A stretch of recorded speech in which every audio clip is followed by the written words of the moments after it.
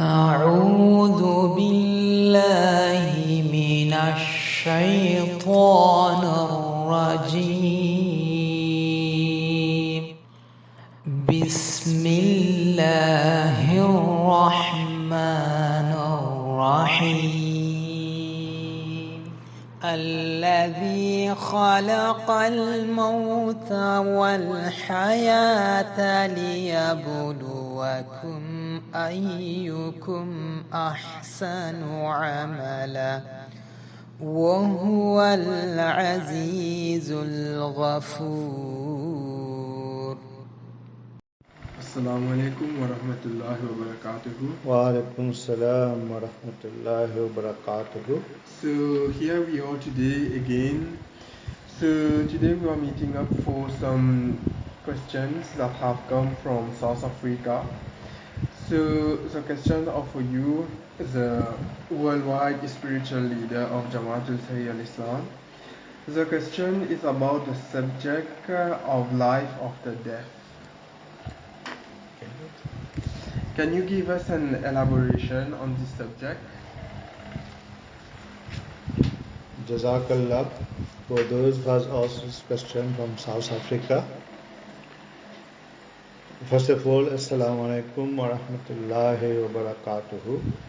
So life after death, even since man has been created, he has believed in the existence of a life after death, and every religion has held out the hope of such a life to man.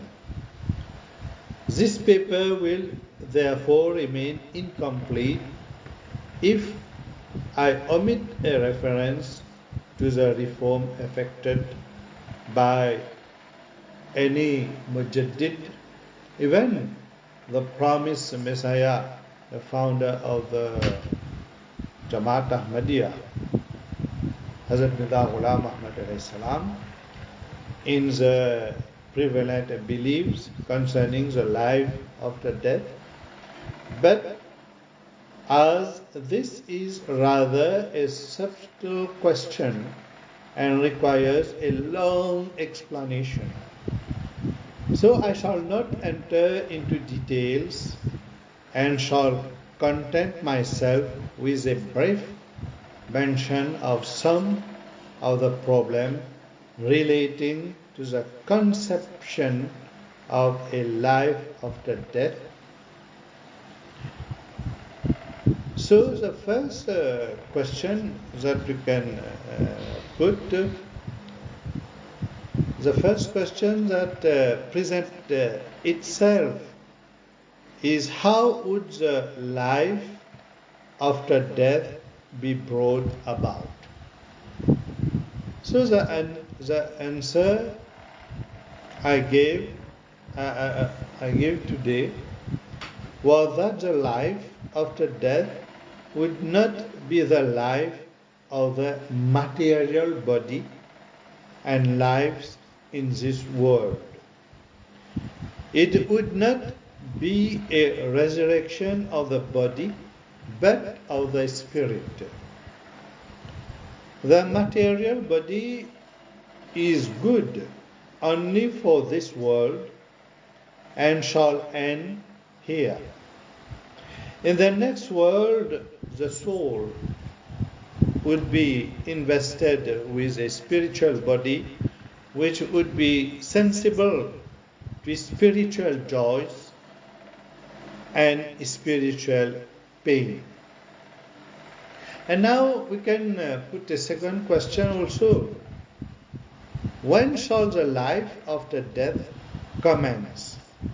So the reply which I can give to this question was that as a life after death commences immediately after death, and not on any specified day after an interval of thousands of years. But that life is divided into three stages. The first stage which is called the stage of the grave, may be compared to that stage of man's life which is passed in the womb. In that stage, the soul experiences various transformations and begins to develop new powers and faculties till, like a child in the womb, which develops a soul at a certain stage. It develops another soul and itself begins to serve that soul as a body. In other words, the soul experiences a new birth and then begins the second stage, which is called the resurrection and which may be compared to the birth of a child. During this stage, the soul begins to experience the condition of the second life, but its realization of this condition is imperfect like that of a child. After this stage has been passed, begins the third stage. That is, after this stage has been passed, begins the third stage, which may be compared to the maturity of a youth. In this stage, the soul is able to realize fully the conditions of the life after death and is then placed in heaven or hell. So his second question is that do you believe that there is life after death? Life after death. So, Mr. Asad Imtiaz Jafar, that asked me the question, that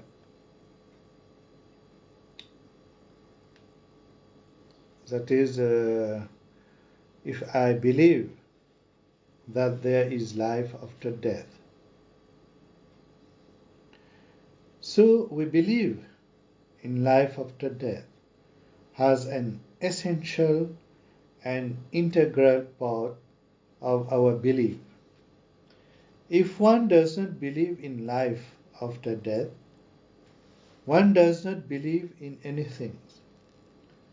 This is so because not believing in the hereafter gives license to do whatever one likes here on earth, and death is seen as a road to redemption.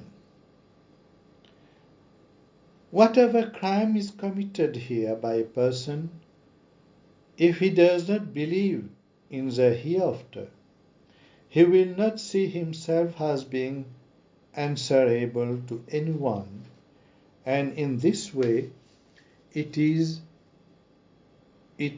his road to redemption. A criminal may have murdered hundreds of people and at times by exploding bomb.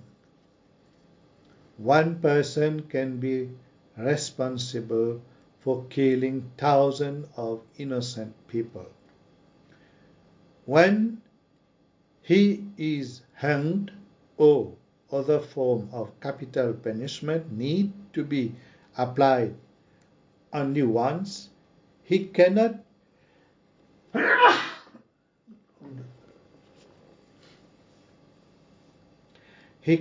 be hanged 100 times or 100 times. Hence he gets away with all the damage he has done in life. This is the reason why in Islam there is such a great emphasis on the belief in the hereafter, and that is why as I have stated before, all the divinely revealed religions do pay special importance to the questions of life after death. So the ideas may, however, differ, and the ideas may become greatly distorted because it is a case that people do not wish to be punished for long. For instance, many Jewish people believe that if they are punished at all, they will be punished for 3 days, and that will be all. This is a wish on their part, but God does not follow women's wish. God, Allah Tabarak wa Ta'ala, does not follow women's wishes. So Allah knows best whom He would forgive and whom He will not. But generally speaking, a man who has lived a life of sin here on earth, unless forgiven by God, would face a punishment that will be an extension of his life here on earth. It is a case that such people are given numerous chances and options during their life to turn to God and to abandon their evil way. These options appear before them repeatedly, but if they continue to ignore the voice of their conscience and continue to live a life of sin, how should they be dealt with? Despite the numerous chances and opportunities they are granted, they do not return to a life of goodness, and in such a case we can say that death ended their vicious life, a life that may have continued in its evil ways till eternity, that they been permitted to live for an eternity.